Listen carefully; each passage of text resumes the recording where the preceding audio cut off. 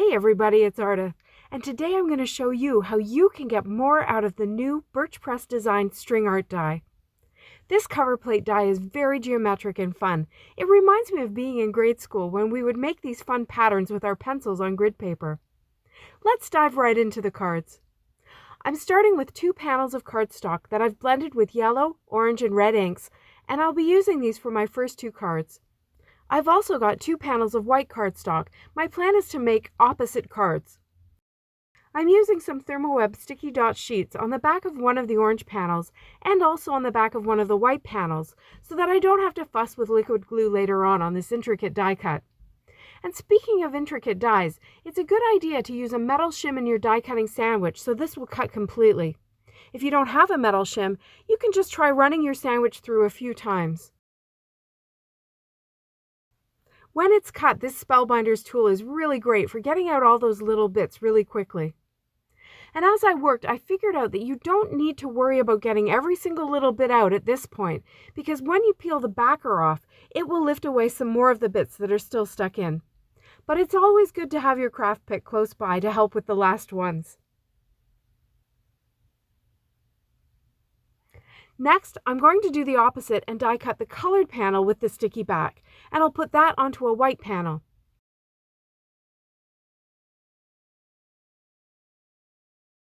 You can see that once I've taken the backer off, it helped to remove some more of those bits, but you may have to pop out just a few of the very last ones.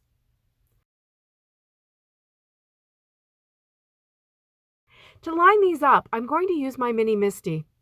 I put the panel of white cardstock right in the corner, and then I put the colorful die cut over top, making sure it's also right in the corner. Then I just press down and now it's all lined up. Then I did it again for the second card, this time the white die cut on top of the colorful panel. This is a really easy way to make sure that your 2 panels that are the same size line up perfectly without any extra edges hanging out. For my sentiment, I've used the Sugar Script Celebrate die, and I cut it 6 times in total, 3 times for each card, from black cardstock that's been backed with those Thermoweb sticky dot sheets, so I'm not having to use liquid glue. These die cuts are very easy to stack together, and 3 layers gives a nice dimensional sentiment. Remember, I've got the sticker on the back of those circles as well because they were part of the original die cuts.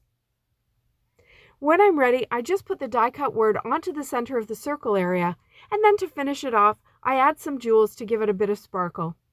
I pulled out my black jewels initially, but I ended up using colorful pink, yellow, and orange on this card because I felt they were better on the white circle.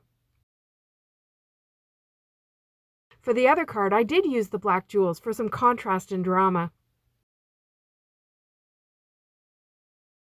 I like how these 2 cards look very different, even though they really are basically the same.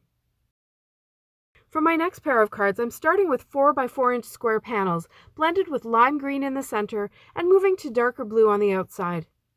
These squares are smaller than the cover plate die, so once I cut them, they're a little more difficult because they don't have the frame around them. All this means is you just have to be a little more careful with them as you're working with them.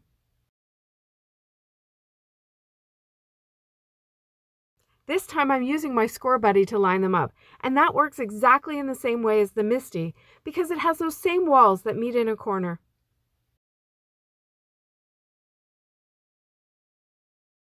For my sentiment, I'm using the Lingo Script Happy die, which is a double layer die.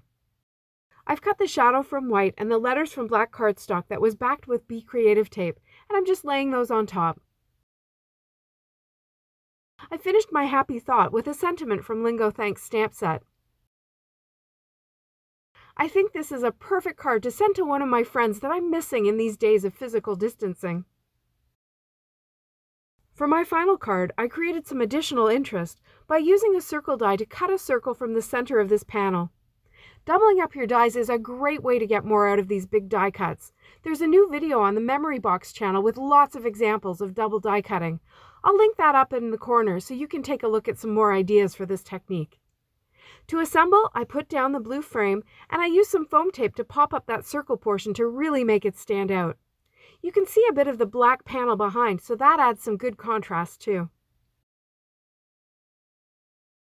Again, I used a combination of die cut and stamping for my sentiment, with another sentiment from Lingo Thanks stamp set.